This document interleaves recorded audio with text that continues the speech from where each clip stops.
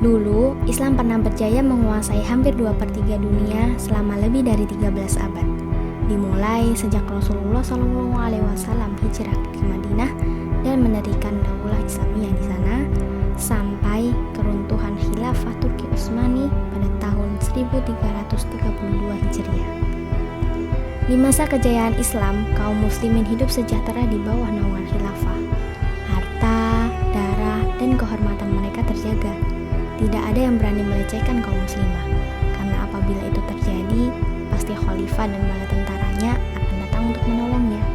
Seperti yang kita ketahui, kisah dari sang khalifah Al-Mu'tasim billah. Di dalam daulah Islamiyah, syariat Islam diterapkan secara kafah, tidak setengah-setengah, mengatur seluruh aspek kehidupan manusia, baik dalam urusan ibadah, bermuamalah, hingga bernegara. Hasilnya, kebaikan dan keberkahan dapat diraih di segala bidang. Dalam bidang pendidikan, sistem Islam berhasil melahirkan generasi-generasi cemerlang yang tidak hanya paham soal ilmu agama saja, tapi juga mumpuni dalam bidang sains dan teknologi. Sistem ekonomi Islam adalah satu-satunya sistem ekonomi yang bebas krisis. Sistem ini juga mampu mewujudkan kesejahteraan umat. Bahkan, pada masa kekhalifahan Umar bin Abdul Aziz, tidak ada lagi orang yang layak menerima zakat karena sudah tercukupi segala kebutuhannya. Sistem hukum dalam Islam berhasil menciptakan keadilan yang bisa dirasakan oleh seluruh umat, baik umat Islam itu sendiri maupun non-muslim yang hidup di dalam daulah. Diterapkannya sistem Islam secara kafah menyebabkan berkurangnya tindak kejahatan dan kriminalitas secara signifikan.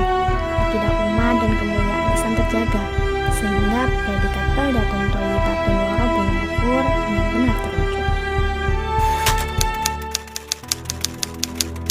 Berbeda dengan keadaan saat ini di mana umat Islam hidup di dalam sistem selain Islam.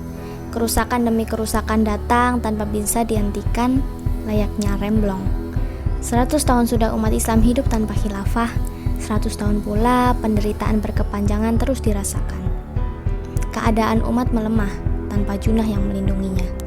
Meskipun jumlah umat Islam saat ini mencapai 1,9 miliar orang, tetapi berdiri tanpa kekuatan apa-apa, bagai buih di lautan.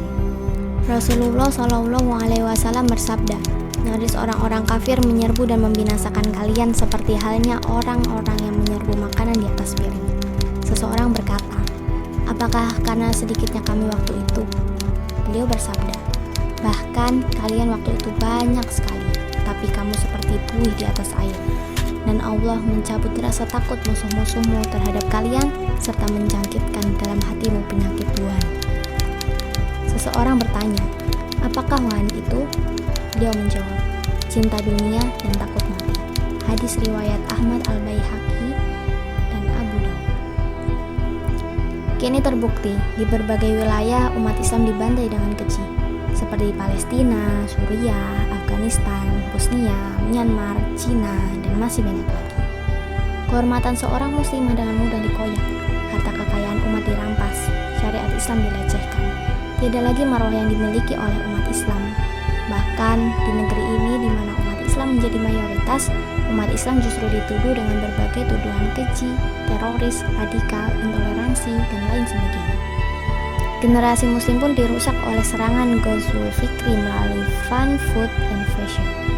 Umat Islam pelan tapi pasti dijauhkan dari ajaran Islam, mengakibatkan kerusakan moral generasi yang tidak dapat dihindari. Narkoba merajalela, seks bebas membudaya, hingga tindak kriminalitas yang semakin tinggi. Semua ini akibat tiada khalifah yang menjadi perisai bagi umat Islam. Lalu, sampai kapan umat Islam hidup seperti ini? Tidak rindukah kita pada masa-masa kejayaan Islam, di mana khalifah dan bala tentaranya melindungi umat dengan segenap jiwa, sehingga darah, harta, dan kehormatan umat Islam terjaga? Tidak inginkah kita hidup sejahtera lagi penuh berkah? Maka sudah saatnya kita bangkit, sudah saatnya kita berjuang menegakkan khilafah, agar syariat Islam dapat diterapkan secara kafah, agar umat Islam kembali memimpin dunia, agar generasi kita bisa merasakan kembali indahnya hidup di bawah naungan daulah khilafah Islamiyah.